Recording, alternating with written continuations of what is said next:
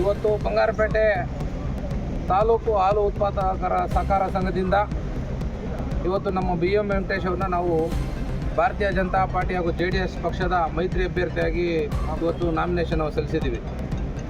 ವೆಂಕಟೇಶ್ ಅವರು ಸತತವಾಗಿ 30 ವರ್ಷದಿಂದ ಹಾಲು ಉತ್ಪಾದಕರಾಗಿದ್ದಾರೆ. ಹಿಂದೆ ನಮ್ಮ ಜಯಸಿಂಹ ಕೃಷ್ಣಪ್ಪನವರು ಬಂಗಾರಪೇಟೆ ಕ್ಷೇತ್ರದಲ್ಲಿ ನಿಂತಾಗಲೂ ಸಹ ವೆಂಕಟೇಶ್ ಅವರು ಸ್ಪರ್ಧೆ ಮಾಡಿದರು. ಅವ್ರಿಗೆ ಈ ಚುನಾವಣೆ ಏನು ಹೊಸದಲ್ಲ. ಆವಾಗೂ ಕೂಡ ಬಲಿಷ್ಠವಾಗಿರೋ ಜಯಸಿಂಹ ಕೃಷ್ಣಪ್ಪ ಅವ್ರ ಮೇಲೂ ಕೂಡ ಸುಮಾರು 30 ಓಟ್ಗಳು ತೊಗೊಂಡಿದ್ರು, 36 ಓಟ್ ತೊಗೊಂಡಿದ್ರು. ಇವತ್ತು ನೀವು ಹೇಳ್ತಾ ಇದ್ದೀರಾ S. ನಾರಾಯಣ ಸ್ವಾಮಿ ಮೇಲೆ ವೆಂಕಟೇಶ್ ಕೈಯಲ್ಲಿ ಫೈಟ್ ಮಾಡೋಕ್ಕಾಗತ್ತ.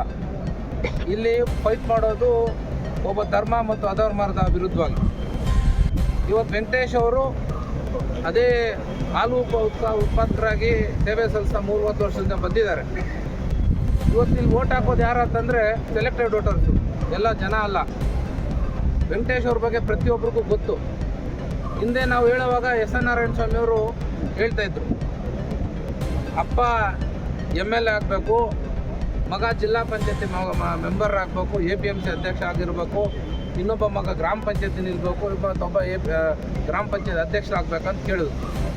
ನಮ್ಮ ತಂದೆಯವರು 2004ರಿಂದ 8 ತನಕ MLA ಆಗಿದ್ರು ಸಹ ನಾನು ಯಾವುದೇ ಚುನಾವಣೆಗೆ ಸ್ಪರ್ಧೆ ಮಾಡಲಿಲ್ಲ.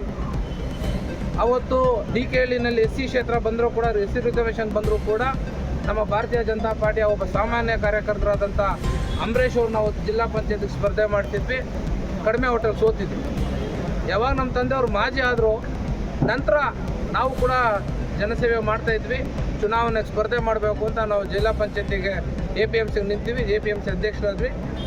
ಈಗ ಜಿಲ್ಲಾ ಪಂಚಾಯತ್ ಸದಸ್ಯರು ಕೂಡ ಆಗಿದ್ವಿ. ಈ ಚುನಾವಣೆ ಏನು 54 ಜನ ಮತದಾರರು ಇದ್ದಾರೆ, ಪ್ರತಿಯೊಬ್ಬ ಮತದಾರನೂ ಕೂಡ ನಾವು ಭೇಟಿ ಮಾಡಿದ್ದೀವಿ. ಪ್ರತಿಯೊಬ್ಬರು ಮಾಯಲ್ಲಿ ಒಂದೇ ಮಾತು ಬರ್ತಾ ಇರೋದು, ಎಲೆಕ್ಷನ್ ನಮಗೆ ಗೊತ್ತು, ಏನು ಮಾಡಬೇಕು, ನಾವು ನಿಮಗೆ ಓಟ್ ಹಾಕ್ತೀವಿ, ನೀವು ಧೈರ್ಯವಾಗಿರಿ ಅಂತ. ಪ್ರತಿಯೊಂದು ಮತದಾರರು ನಾವು ಮಾರ್ಕಂಡೇಗೌಡರು, ಆ್ಯಕ್ಚುಲಿ ಇವತ್ತು ಅಭ್ಯರ್ಥಿ ಮಾರ್ಕಂಡೇಗೌಡರು ಆಗಬೇಕಾಗಿತ್ತು.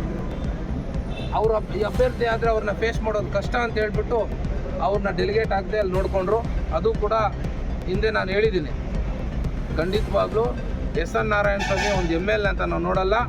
S. ನಾರಾಯಣ ಸ್ವಾಮಿ ಒಬ್ಬ ಪ್ರತಿಸ್ಪರ್ಧಿ ಅಷ್ಟೇ. ಅಲ್ಲಿ ಪೋಸ್ಟ್ನ ಪಕ್ಕಕ್ಕೆ ಇಟ್ಟು ನೋಡಿದ್ರೆ ಅವರು ಕೂಡ ಒಂದು ಪ್ರತಿಸ್ಪರ್ಧಿ ಅಷ್ಟೇ.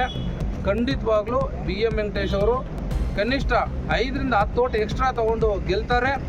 5 ವರ್ಷ ಹಾಲು ಉತ್ಪಾದಕರ ಪರವಾಗಿ ಬಂಗಾರಪೇಟೆನ ಪ್ರತಿನಿಧಿಸ್ತಾರೆ ಅಂತ ಹೇಳೋದಕ್ಕೆ ನಾನು ಇಷ್ಟಪಡ್ತೀನಿ.